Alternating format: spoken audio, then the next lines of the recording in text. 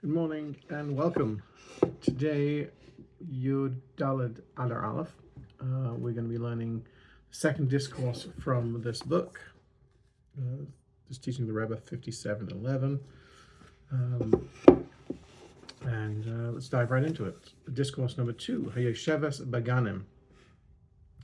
You who dwells in the gardens, delivered on the 13th of Shevat 57:11. By the grace of Hashem, blessed is He. The verse states, "You who dwells in the garden, the companions listen to your voice." His Honorable Holiness, my father-in-law, master, teacher, and rabbi, brings two seemingly contradictory explanations of this verse in the discourse that continues from the discourse of the day of his passing. The first explanation of the term gardens, Ganim, is that it refers to this physical world, and "you who dwell in the gardens" refers to the congregation of Israel, who are scattered in exile, pasturing in the gardens of the other nations. Nevertheless, when they sit in the house of worship and the house of Torah study, the companions, which refers to the ministering angels, who have neither jealousy, hatred, or competition between them, listen to your voice.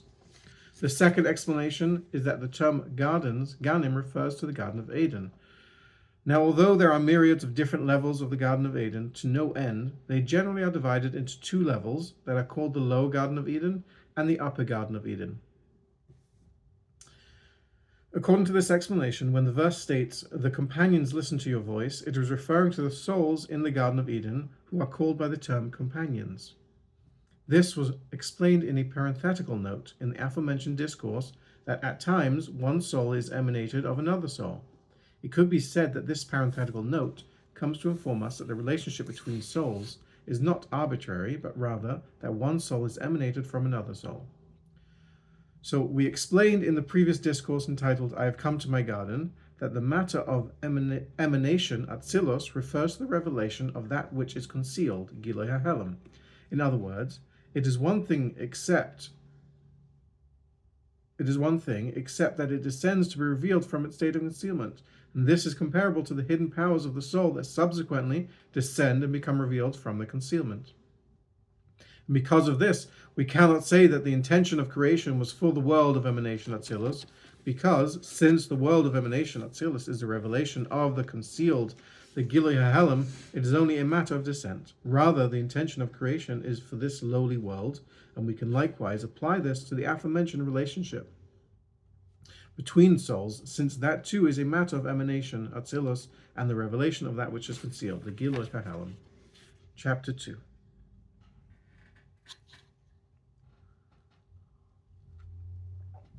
Now, to understand the relationship between these two explanations, we should preface with what he explains earlier in his discourse, namely that when the soul descends to manifest within the body, although the body indeed conceals and hides, nevertheless, through toil in the service of Hashem, blessed is He, one eliminates the concealment and hiddenness. On the contrary, it's specifically through its descent and manifestation that the soul is actually strengthened with even greater strength. Now we can examine his use of the term "on the contrary" specifically and understand it in line with what the Alter Rebbe explains in Igeres HaKodesh, Epistle 25, regarding the teaching of His Honorable Holiness, the Baal Shem Tov, about the matter of anger. That is, if during prayer a Gentile stands opposite a person and talks to him to confuse him, not only should he not be affected by him and continue to pray as if the Gentile was not disturbing him at all, but more so it should affect him to have an even greater strength and power in his prayers when he contemplates and considers that the exile of the indwelling presence of Hashem, the Shekhinah, is to such an extent that it is exiled even into this disturbing speech. We thus find that it is specifically through the opposite of the disturbance that he is awakened to an even greater extent, specifically because of the disturbances. His Honorable Holiness the Mittler Rebbe explains this the same way. In Torah this matter is only touched upon in short, but in Torah's Chaim of the same Torah portion, it is explained at great length. There it is explained in regard to the verse, "And it came to pass, when Parai sent the people," that this means that not only did the external husk of evil known as Parai not conceal and hide, but on the contrary, it actually assisted. This is as stated, "And when Parai came near Hikriv," about which the Medrash states, the word Hikriv means brought close, that is, he brought the hearts of Israel close to their Father in heaven. Moreover, the continuing words of the verse are understood to mean that Pari himself went with the nation, meaning that the sparks that had fallen into this husk ascended with them. This then also explains why the term, on the contrary, was specifically used.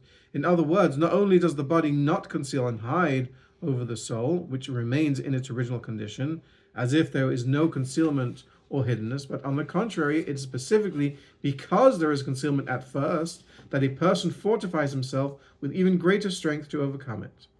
Moreover, this is the primary intention in the creation of the worlds, to restrain iskafia and transform ishapcha, the foolishness of the opposing side and the drive of the animalistic soul for worldly matters into holiness. And although it indeed is explained in various places that the performance of the mitzvahs, the commandments, is in order to an additional illumination in the world of emanation, Atzilus, it was already explained before that the essential purpose in this is for this world. And this is as stated by His Honorable Holiness, the Tzemach Tzedek, and His Honorable Holiness, the Rebbe Marash, that as the lights are in the world of emanation, Atzilus, they are comparable to something that is placed in storage. More so, the essential revelation and root of the indwelling presence of Hashem is specifically in this world, and this accords with what we previously explained at length in the name of His Honorable Holiness the Rebbe Rashab, whose soul is in Eden, regarding the term, the essential root of the indwelling presence, the Ikar Shechina. This was expressed to an even greater degree by His Honorable Holiness the Alter Rebbe and His Honorable Holiness the Maggid of Mezrich, where they explain the teaching of our sages of blessed memory. Know what is above you. They explain that you should know that that which is above is from you, meaning that all matters that are above are from and of your doing and are entirely dependent upon you.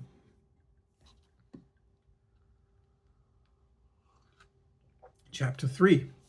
This then explains the matter of you who dwell in the gardens, namely that the souls who dwell in the lower Garden of Eden and the upper Garden of Eden come to hear the voices of the Jewish people below.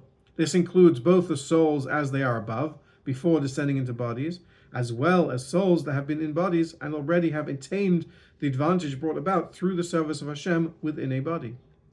For about the time that they were in the body, the verse states, though they are fashioned in many days, to Him they are one.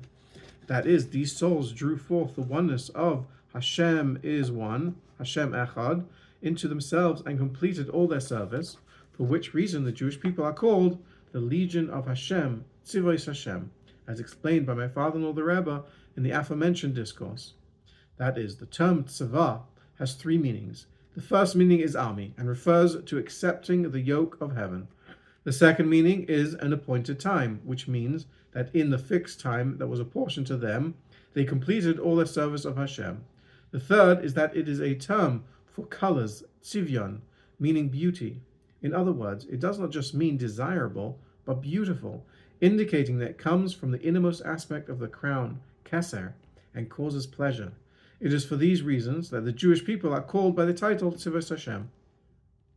Nevertheless, even these souls come to hear the voices of souls that are manifest within bodies, and even if their service is not yet completed to perfection, that is, they have not perfected their service according to the first explanation of the word army, tzava, referring to accepting the yoke of heaven, nor have they attained the second meaning of the term time, tzava,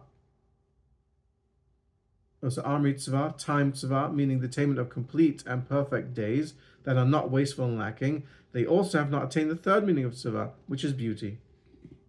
This is as mentioned in his aforementioned discourse, that when we learn Torah unconditionally, and when we fulfill the commandments and the mitzvahs unconditionally, we then transform the treason, kesher, and lies, the sheker, referring to the falseness of the world, into the boards, the keresh, of the tabernacle, about which the verse states, and you shall make the boards of the tabernacle of acacia wood, atze shittim, standing up.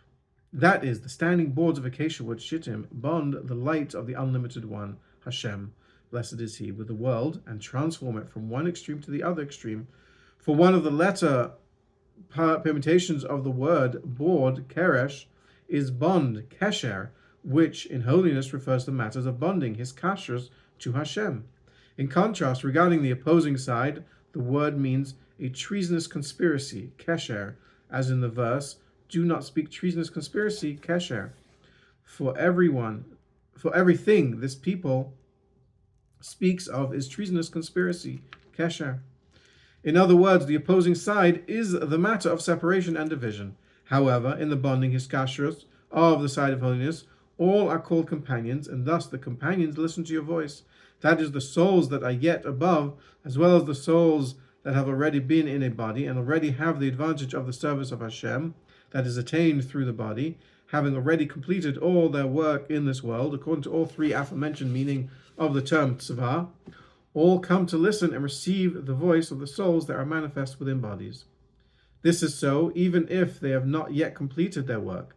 For although they are scattered in exile and are pasturing in the gardens of others, even so they raise themselves above the world and take their bodies and their animalistic souls to the houses of worship and houses of Torah, and recite Shema and are involved in the study of Torah. This literally is the matter of self-sacrifice, Mesiras Nefesh, which is only possible to attain in this world. Thus, even the companions, which refers to the souls in the Garden of Eden, listen to their voice. Moreover, even the Holy One, blessed is he, states, I and my entourage come to listen to your voice. This itself is the meaning of the verse, though they are fashioned in many days, to him, Loi, Lamed Vav, they are one. That is, the verse is written as naught, Loi, Lamed Aleph, but is read to him, Loi, Lamed Vav.